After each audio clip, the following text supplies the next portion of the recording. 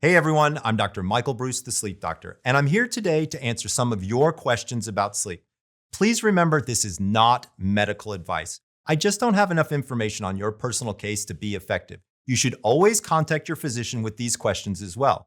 If you have a question that you'd like to see me answer, leave a comment below or send me an email at asksleepdoctor.com. And if you like these videos, we have a lot more on my YouTube channel, so be sure to hit that subscribe button. All right, let's start with question number 1. Comes from Emma, and she says, what are your thoughts about the sleepy girl mocktail trend? Half a cup of cherry juice, 1 tablespoon of magnesium powder, and a splash of prebiotic soda. Okay, so I think this is probably one of the dumbest ideas I've seen in a very long time. Let me explain why. First of all, we know that cherry juice does have large amounts of melatonin in it. The problem is it's the type of cherry. You actually want Montmorency cherries, which comes from a very specific place. Those are the ones that turn out to have all of that melatonin in them. Also, the data would suggest that you would want to have about approximately 6 ounces of that cherry juice 2 times a day in order for it to actually have an effect on your sleep. So that's point number 1.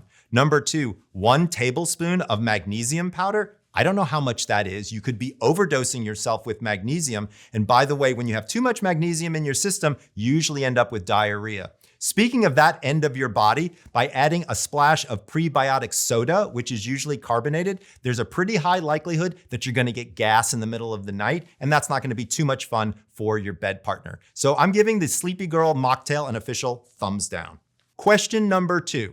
Johnny asks, what do you think of going out in the cold before going to sleep? So Johnny, this is an interesting question. I actually got somebody to ask me, what would happen if I do a cold plunge before bed? I get it, you might not be doing a cold plunge, but just walking outside, could it be helpful for sleep?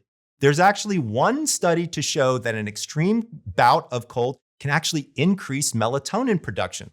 I'm gonna be honest with you, I don't think you should walk outside in the bitter cold for a long period of time because that could be dangerous, like hypothermia. But if you are doing something to help cool your body down before going to sleep, it might actually have a positive effect. Question number 3 is from JM. They write, does the sleep hygiene rule of getting up if you don't fall asleep in 15 minutes apply to people with anxiety?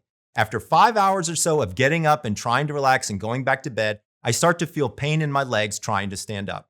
I agree with you. People with anxiety, there's kind of a balance that you have to play. If you're lying in bed, not able to sleep, and you're getting upset, you're getting frustrated, getting angry, you really do need to get out of bed, because then you're starting to associate your bed with being angry and being frustrated, not going to sleep. However, if you can lie in bed, not falling asleep, and relax, that's what's called non-sleep deep rest, and it does appear to have a mild rejuvenative portion to it. It's not quite like sleep. About an hour of that is worth about 20 minutes of sleep. Question number 4 is from Becca, and she says, hi, Dr. Breus. What's the lowest amount of sleep a bear needs? If I party on Saturday night, should I still wake up at 7 a.m. even if I sleep only 5 hours? Or what's the minimum amount of sleep needed?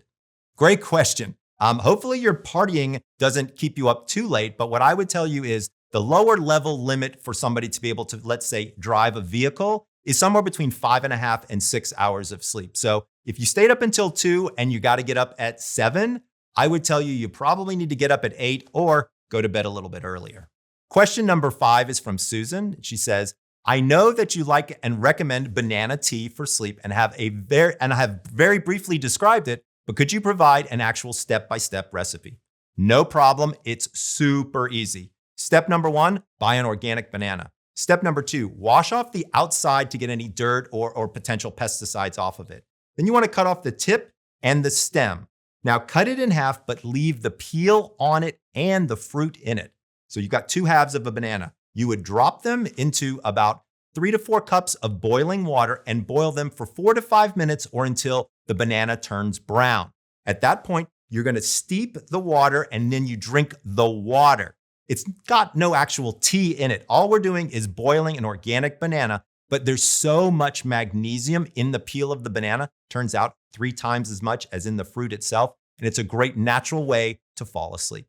My last question is from Mohammed, and they ask, my question, can sleep affect how we age? Absolutely. There is something out there called beauty sleep. Turns out that's stages 3 and 4, And that's kind of when we bring our bodies into the body shop, if you will, and get the dents and the dings and the scratches pulled out. So there definitely is a specific time in terms of how we sleep affecting how we age, or at least how we look. Thanks so much for all of your questions. I have plenty more answers to your burning sleep questions, so check out another episode of Ask the Sleep Doctor right here. Remember, if you've got a question you'd like to see answered, send me an email at asksleepdoctor.com or drop a comment below. This is Dr. Michael Breus, the Sleep Doctor, wishing you sweet dreams.